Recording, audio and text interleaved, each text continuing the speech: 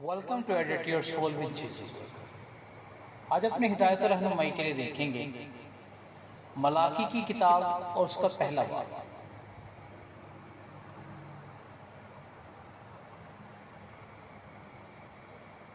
خداوند کی طرف سے ملاکی کی معرفت اسرائیل کے لیے بار نبوت۔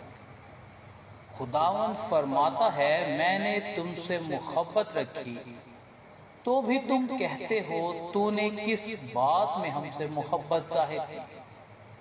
خداوند فرماتا ہے، کیا عیسو یعقوب کا بھائی نہ تھا؟ لیکن میں نے یعقوب سے محبت رکھی اور عیسو سے عداوت رکھی اور اس کے پہاڑوں کو ویران کیا اور اس کی میراث بیابان کے گیدڑوں کو دی۔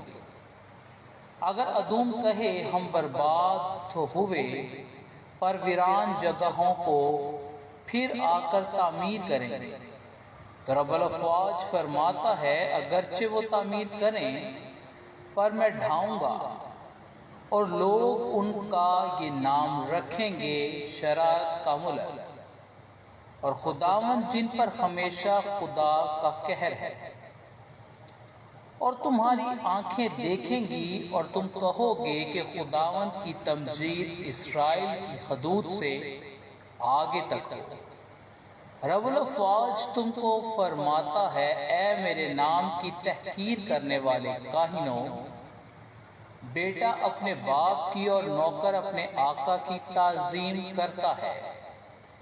پس اگر میں باپ ہوں تو میری عزت کہاں ہے؟ اور اگر آقا ہوں تو میرا خوف کہاں ہے؟ پر تم کہتے ہو، ہم نے کس بات میں تیرے نام کی تحقیر کی؟ تم میرے مذہب پر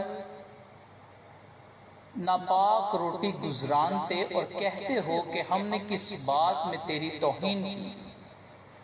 اس میں جو کہتے ہو خداوند کی میز حقیر ہے۔ جب تم اندھے کی قربانی کرتے ہو تو کوئی برائی نہیں، اور جب لنگڑے اور بیمار کو گزرانتے ہو تو کچھ نقصان نہیں۔ اب یہی اپنے حاکم کی نظر کر، کیا وہ تجھ سے خوش ہوگا اور اس کا منظور نظر ہوگا؟ رب الافواج فرماتا ہے۔ اب ذرا خداوند کو مناؤ تاکہ وہ ہم پر رحم فرمائے، تمہارے ہی ہاتھوں نے یہ گزرانا ہے، کیا تم اس کے منظور نظر ہوگے؟ رب الافواج فرماتا ہے، کاش کہ تم میں کوئی ایسا ہوتا جو دروازے بند کرتا اور تم میرے مذہب پر عبث آگ نہ جلاتے۔ رب الافواج فرماتا ہے، میں تم سے خوش نہیں ہوں اور تمہارے ہاتھ کا ہدیہ ہرگز قبول نہ کروں گا، کیونکہ آفتاب کے طلوع سے غروب قوموں میں میرے نام کی تمجید ہوگی، اور ہر جگہ میرے نام پر بخور جلائیں گے اور پاک ہدیے گزرانیں گے، کیونکہ قوموں میں میرے نام کی تمجید ہوگی۔ رب الافواج فرماتا ہے، لیکن تم اس بات میں اس کی توہین کرتے ہو کہ تم کہتے ہو خداوند کی میز پر کیا ہے؟ اس پر کے بدلے کی حقیقت ہے۔ اور تم نے کہا، یہ کیسی زحمت ہے اور اس پر ناپاکی چڑھائی۔